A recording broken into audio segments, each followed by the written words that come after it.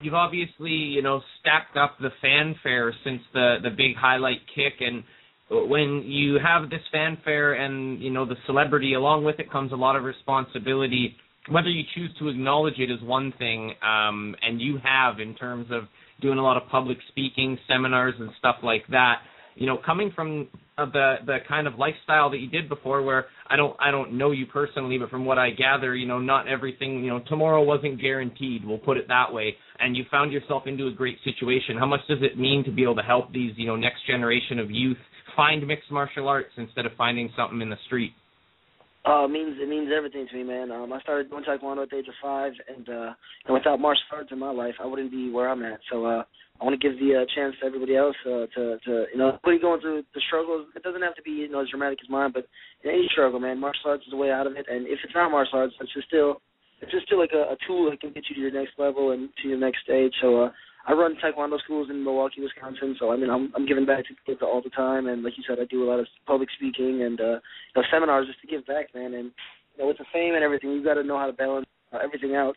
It's hard to do. I'm still new at it myself, and even still now, tomorrow isn't guaranteed for me, so I know that. So I'm still balancing everything out, and it's you got to live it day by day and just and enjoy the moment, man. Everybody doesn't get this chance. If you're a young kid, maybe you're Anthony Pettis circa 2008 and finding your way through the industry, what's the biggest thing that you'd tell kids to focus on, seeing as though you've traveled this road in the last 3 years and you find yourself where you do? The biggest thing to focus on if you're not in the big show and get into the big show is loving training. If you don't love training, then this isn't the job for you. You can't all the cool. I get a lot of guys in Milwaukee like, hey, I got my walkout time picked. I'm gonna get this tattoo. I'm gonna get this haircut. If you don't love training, then this isn't the job for you. Because if you don't, the guys that love training are the ones that are gonna last in this industry. Awesome. Now, Anthony, the lightweight division in all of MMA is just stacked, and there's so many great talented fighters. Obviously you want to fight the winner of Maynard and Edgar, but outside of the UFC, are there any lightweights out there that you would love to fight? Right now, man, my vision is full of UFC fighters. There's so many guys that I got potentially that are matchups in the future. So I'm not really looking outside the UFC right now, man. I got my eyes focused on my next fight and my potential next opponent, and it's just like you said, it's so stacked that if you try to look at the division as a whole, you just kind of drown yourself in talent. So for me, it's just taking the next fight one step at a time. Okay, for 1 second, forget the UFC, forget other promotions. In fact, forget mixed martial arts altogether. If Anthony Pettis could fight anybody from any time period in any era, who would it be and why? If I could fight anybody, probably living or dead, anything, doesn't matter? Yeah, does not matter. But for instance, some past answers have been... Oh, go ahead.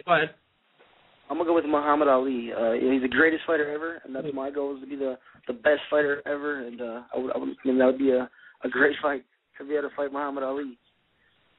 Where would you guys fight? Madison Square Garden. How did I know that you were going to say that? Okay, well, speaking of that, how long before MMA is in New York City and Anthony Pettis gets to really fight in Madison Square? You might not get Muhammad Ali, but how long until you're fighting in Madison Square Garden? I don't know what they're waiting for, man. MMA is a huge draw. It's they're complaining about their financial situation. UFC is a huge draw, and they would definitely bring some income into the city. So I think it's only a matter of time. Cool. Now, you're surrounded by some world-class strikers, like Pat Barry's a good example. He fought in K1 for a bit. And, of course, you have your coach, Duke Roufus. Would you ever consider venturing into straight stand-up, K1 or at Showtime? Not really, man. When I first started, I was really interested in kickboxing, but I love mixed martial arts, man. It's something about everything put together that just, amuses me, and I love it, man. So right now I'm happy where I'm at, and I'm not making any changes anytime soon. Maybe boxing. I would like to do some boxing, even later in my career or something. But I've got some pretty good hands. Nice. What was I going to say? Have you ever done any parkour? Because I know people tried to say that kick was inspired by some of that stuff. Have you ever ventured into any of that? That obviously what I'm talking about, right? You mean like no? Honestly, I don't. What do you? Oh, really? Like parkour. It's like a martial art, kind of like a French martial art where you like run and jump parkour. over The do you know what I'm saying? Yeah, totally. No, I used to do, in Taekwondo, I used to do, it's called XMA, it's Extreme Martial Arts. We used to do all the flips and the kicks and all that kind of stuff. So a lot of my kicks are based off, XMA's type stuff, open style tournaments. Nice. Okay, cool. Yeah, because that's kind of the outside of the box stuff that you see. And with Pat Barry, also, he's the kind of the similar kind of a fighter at heavyweight. It's amazing the dexterity that he has. Yeah. I know. Do you know at all if what the next fight is coming up for him? I know I'd love to see him and Carwin up here in Vancouver in June. Hear anything on Pat's side? No word yet of what's going on with him. He's back in the gym training, but no word of who's fighting or when he's fighting. Yeah, and did Matt Mitrione get injured? Is that right? His hand or something? Yeah, I think he broke his hand in the last fight, man. It kind of sucks, but he's a tough dude. He'll be back quick. No kidding. So, what are you a proponent of training just with Team Roufusport guys, or are you guys allowed to kind of roam around and go here and there and get a little bit of training from this guy and that guy?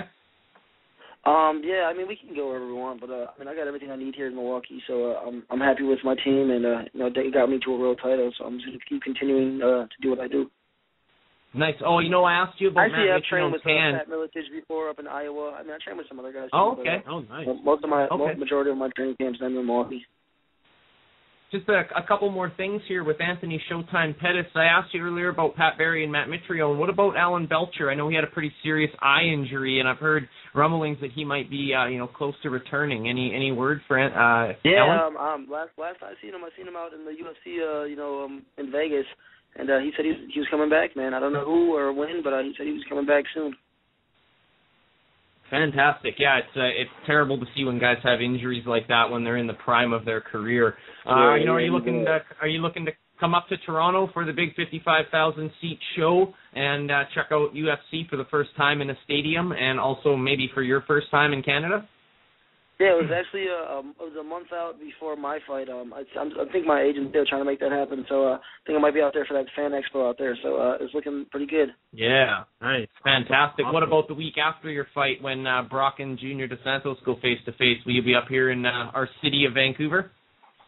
Right now, no plans on anything after the fight, man. Right now, I'm just focusing on camp and the fight, and I would love to. I'm a fight fan, so I love watching fights. So hopefully they bring me out there.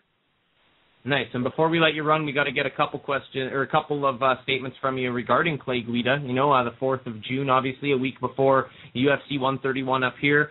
What's the plan here? This guy's hair throws a lot of people off for their striking game. Are you just going to kind of ignore that and just look for the chin and try and find it? Use your striking to outstrike a guy who probably might have the edge on the ground.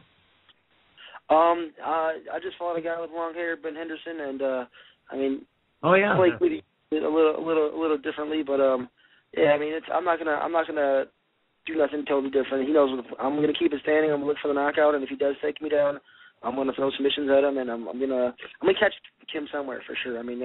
Clay Guida's a tough opponent. I picked him for a reason, man. He's a tough opponent. He's been around for a long time, and he has a huge name in the UFC, so he'd definitely be a good test for my first fight. So I'm looking forward to getting in there and scrapping with him.